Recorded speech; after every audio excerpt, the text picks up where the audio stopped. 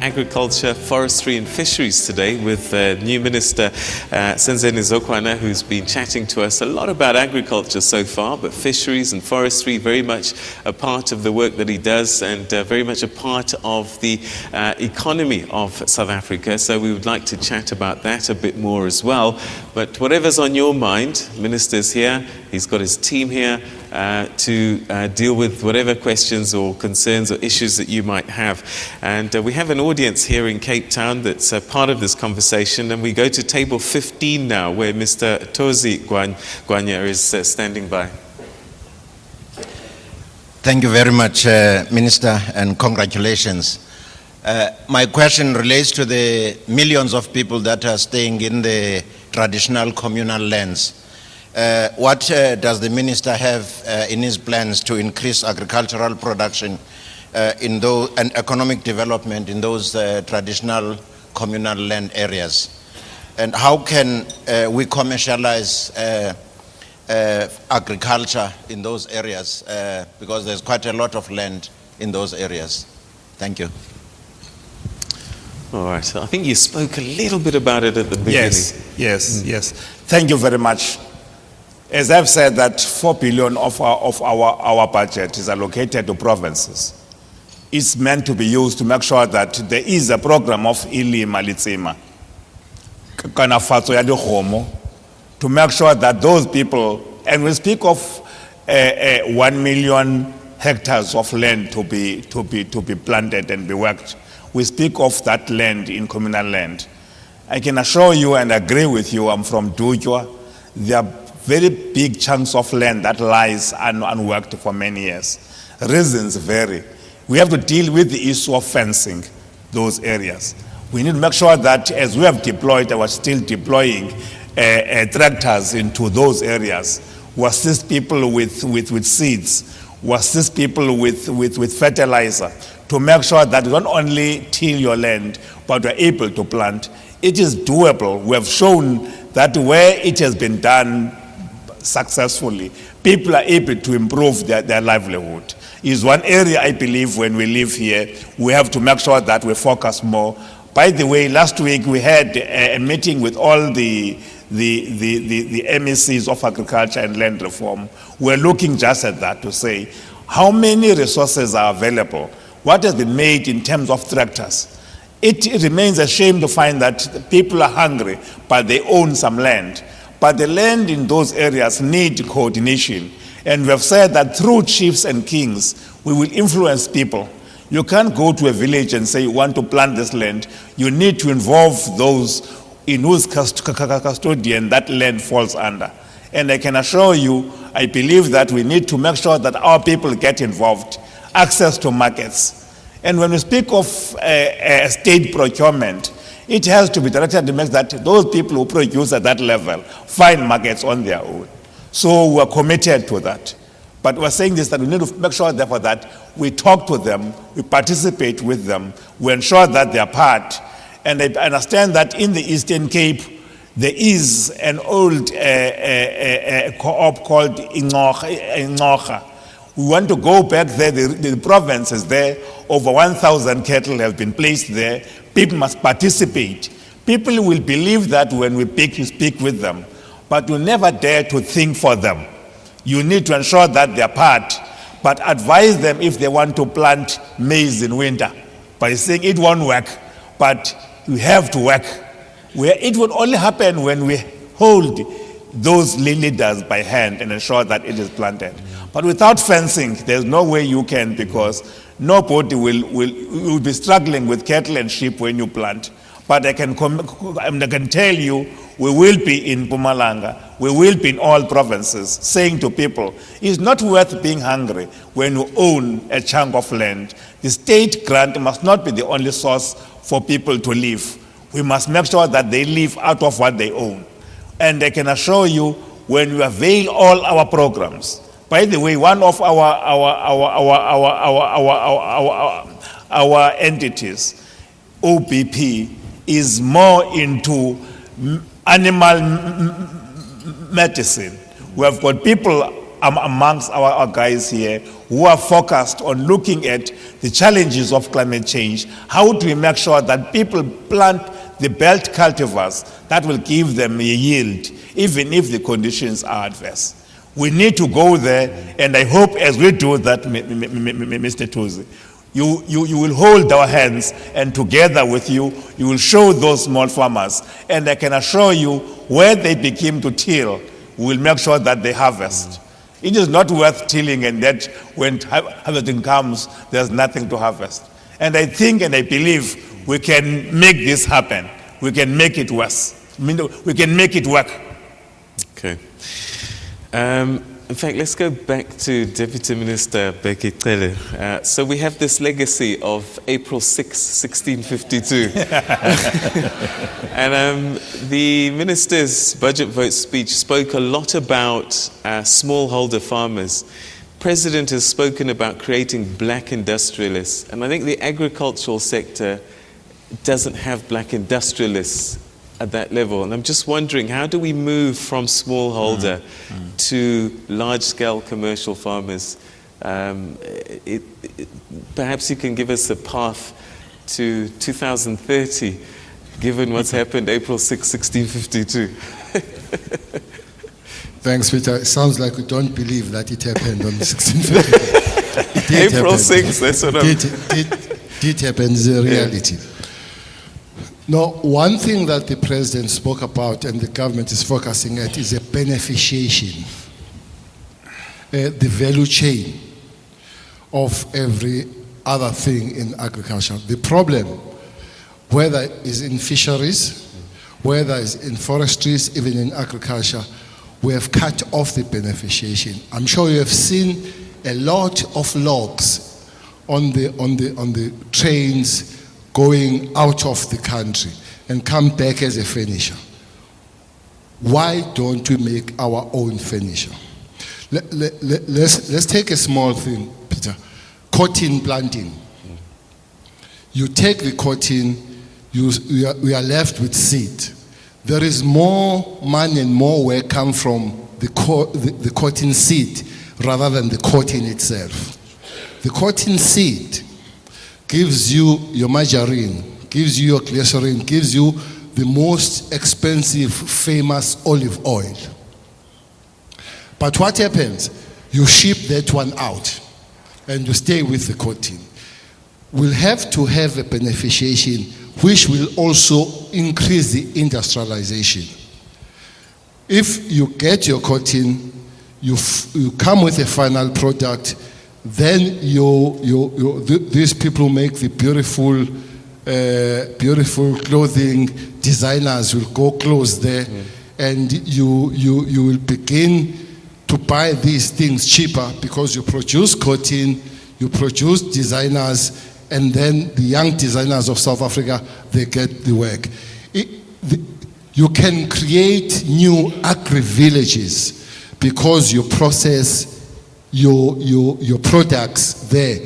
Even cities. One big thing the minister did speak about, the aquaculture, where we are going to plant double fish, create new farms of fish, and you create a beneficiation out of that. You create new farms to can those fish instead of selling and taking the fish out of the country or putting it in one area rather than spreading in the country.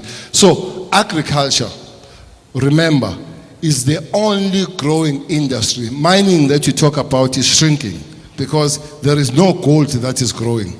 So for us to grow the GDP, to grow the new factories, to create new industry, we'll have to concentrate on agriculture. It's doable, and it will happen following the instruction that the president has given to us. Thanks. All right. Well, you've raised the issue of the blue economy. Charles Erasmus is on table 24, and that's one area I think we can explore a little bit more. Charles Erasmus, table 24, where are you? Good morning, Minister. I'm the CEO for the South African Wine Industry Development Trust. with a very specific mandate, ministerial mandate to ensure our sector is transformed. We're still experiencing severe lack of transformation there. But Minister, my question is about a sector, an agenda for fisheries, which is also concern to us. The Department Development Environmental Affairs conducted a study recently on the impact of South African oceans, and especially the economic potential of South African oceans. So I would be quite keen to know what that study revealed, if you can share that with us. Thanks, Charles Erasmus. Thank you. Last week on Saturday, we were launching the program on oceans economy, looking at transportation, the capacity of the country to build, to be in the fishing, to be in the building of vessels and also fishing boats, to ensure that this wild coast area were able to exploit that. But more was to say, due to economic problems as well as climate change, there have been a decline in fish being available for fishing. The issue of illegal fishing within our ocean. Therefore, we have been called upon as different departments to look at how we can make sure that our oceans are safe. No boat finds himself in the sea without a permit. All that is there as fish is fished in a way that is sustainable. Is where then the issue of aquaculture comes in to say, where there have been depleting stock of high protein fish, we can be able to augment that through aquaculture, and especially along the coast and also inland. Those are issues we are dealing with.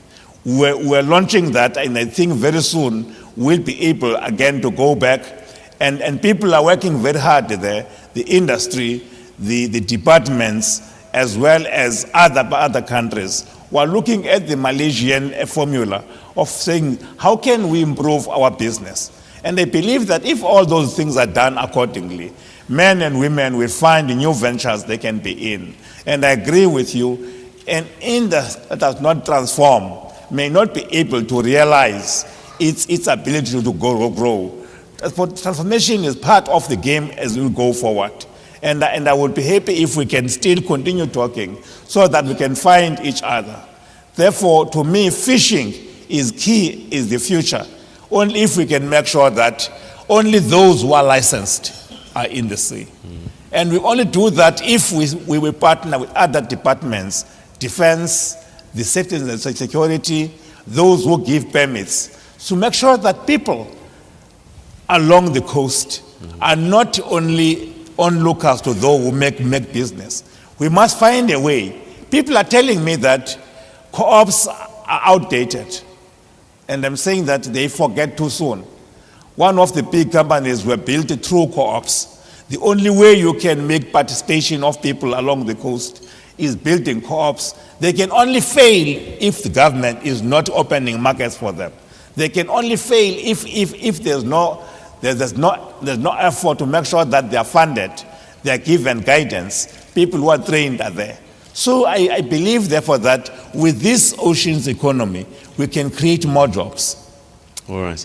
You talk about permits. The fishing rights allocation process became quite a controversial one. Yes. Sensitivities. Where are we with that? And why did it become such a controversial issue? What's the role of the department? What is your policy position in terms of what you're supposed to be doing or trying to achieve? And why did we end up in the situation that we did last year? We have approached the state advisors to ensure that where there are cases, because we are limited to what we can be saying, because there are court cases of people who have felt that they have been undone in the process that we have been through in the past. The aim is to come up with a regime that is transparent, that people are given assistance. If you apply for a fishing license in a fish species that will need you accessing a boat, will a 3-year fishing right be enough? Will a bank give you a license when you have got only 3 years to fish? Those are things we're engaged in. What we're saying to people is this, that we'll be visiting communities to make sure that where things have been they've not gone right, they've been corrected. Once I receive the final report from the state attorneys, I will be able to go out and make sure that everybody who are supposed to benefit is benefited. It cannot help you to have a fishing license that only allows you to catch 4 fish a week, because it's not going to be assisting you to. It doesn't make any sense. Now, we are aware that that area has been, but remember, that department was only given to agriculture in 2009. And I'm sure there are challenges that we need to go in. I'm not using that as a reason to say we could not have done better. We could have done better.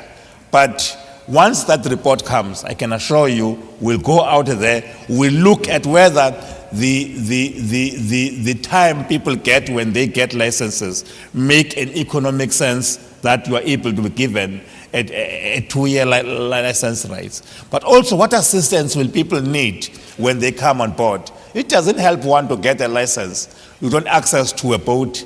You don't have the means.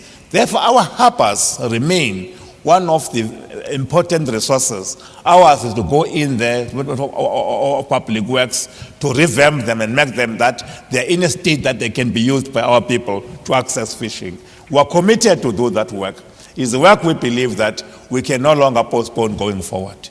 We've made mistakes in the past, not intentionally. We don't intend going back there and make more mistakes. All right, Timothy Jacobs has an interesting question. Table 21. Timothy Jacobs.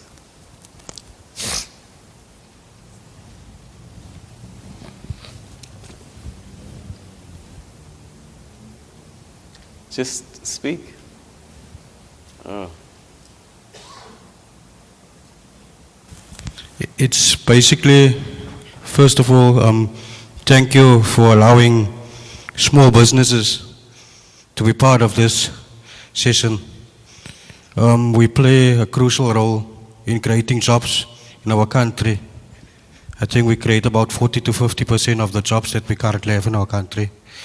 Minister, you touched on fishing harbors. We've got 12 proclaimed fishing harbors in the Western Cape, but economic transformation is not happening on these harbors. And that is the problem that we are currently facing. We know you've done, or the previous Department of Environmental Affairs have commissioned a study. It has been completed on where the harbor should go. Secondly, you have done your spatial development framework. I understand it's what you and the Minister of Public Works were signing. I've heard the Deputy Minister saying that it started in 1652. We all know that, and I appreciate him reminding the audience where we have started and why we still have these problems in the 20 years. But as small businesses, we face challenges, Minister. We need access for leases on fishing harbors, and officials are not supporting us in these departments, Minister. That's the one challenge that we currently have. And I also want to know, although fishing is an industry of its own, there are related activities like boating repairs and maintenance.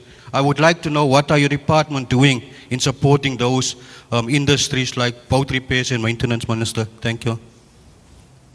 Okay, so help, assistance, key for small business. I can agree with you more, Mr. Jacobs, because without assisting smaller businessmen and women, there is no way we can say you can be able to compete with your competitors who are big. We need to work with you, and I agree with you, those harbors can only be viable provided the two departments coordinate their work to make sure that they are in a state and standard that assists you to access the ocean. And I'm sure that we will make sure that we target. What I think has been happening before is that we would allocate a huge amount of money to provinces without following to make sure that it reaches those people who need it more, Who are they? They are those who have not been empowered in the past. They are those who are already in business but struggling to make ends meet. We will be making point that we will reach that. One of my advisors is from Western Cape, and I'm sure that he links up with you maybe before we leave here so that we can hear your story. We can see what can be done in your area to assist going forward. It cannot be postponed to make a point that we succeed. And I want us to be clear that when the Deputy Minister made this statement, he was saying this, that don't be harsh on the government that we have done nothing when we have done something. Because the legacy we are dealing with as a long years has taken longer to create. But nonetheless, we can use that excuse not to come to you. We'll be coming to you. We'll be together with you because those helpers are very key in your success. The issue of maintenance costs have to be dealt with. And I think as part of our package, we're supposed to be assisting you going forward. I know that we dispense a lot of money to the Western Cape to assist in the farming arena. We must make sure, therefore, that it is sent where it is needed most, to those men and women in your own position. Okay. Anthony George is at table number 16. Anthony George. Okay. By the way, I'm sorry. The DG of fisheries is here, Mr. Manya. Can you stand up so that they can see you? They know whom to go to when the issues to deal with fisheries. There we go. There he is. Just look for a smart white jacket and you're on your way. Thank you, Minister. Unfortunately, I cannot stand up, Minister. I'm in a wheelchair. Minister, my name is Anthony George. I'm from DPSA, Disabled People South Africa. Minister, we are in the process of starting a program where we encourage our members to start their own food gardens at home because food security is so key.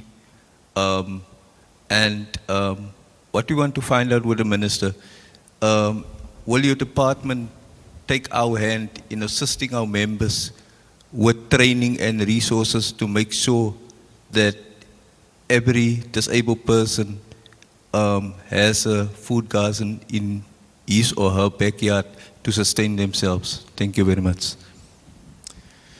Okay, so is there an agenda specifically for people with disabilities in your department to help gentlemen like Mr. George and his comrades with food gardens and food security? I can assure you, George, that we will be with you because one of the issues we can assist in dealing with nutrition and hunger is to ensure that family gardens produce what the family can use. If it is handled properly, it can be able to assist, even to have more to sell. We will be following up on your request. As I said that we pump money into provinces, it is supposed to be the money that is used, and I agree with you, without training, people will not be able to produce efficiently and be able to sustain themselves. We'll be looking at that, especially a person who is disabled or physically challenged. We need to work with you to ensure that we do that work. My team is here and they are listening. When we go back, we'll take your case up. We'll make sure that we look at the department in this province to ensure that a portion of the funds are allocated, but also more to make sure that we assist. We've spoken to the Department of Higher Education to take over the colleges of agriculture so that we can up the standard and make sure that we create more extension officers. Without them assisting you in your case, you will be able to find that you don't realize your potential. And thank you for coming. And I'm sure you will make sure that we follow up on that. I don't know if Ndos want to say something. Deputy? Thanks again. Last week, Thursday, there was a conference of the youth in Devon called the Youth in Action. This time they were specific on agriculture. Among them, there were people that were on wheelchairs. And they have already started and we'll be visiting them. But most interestingly, in Tembisa and Gauteng, also there is a group that is farming. They are all unable to see, they're all blind, and they are doing their farming. So we've already made a point to go and visit them and see. So if such groups there are out there, they can come to the Department of Agriculture, Forestry and Fisheries, so that we can work with them. So already we have started to enter the terrain. Just one more point about fisheries, Peter. We must understand there are 4 or 5 big boys in this industry. We will have to engage them to say, hold a hand of a small communities, small individuals going forward. Again, it will be like on the big farming that they are there, they are established.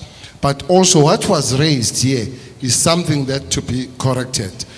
The fishing industry is a national competence because the seas is a national issue. We've got almost 4,000 kilometers of the sea, but all 12 fishing ports are on the western coast.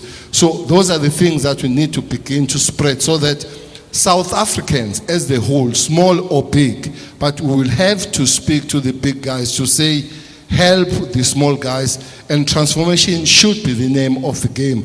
It cannot go forward without being transformed. Thanks. All right, Deputy Minister, we're going to have to pause for another break quickly, but you did raise something interesting talking about young people, and I know that Augustinus is quite interested with regards to young people, and we'll get that question right after this break, so stay with us.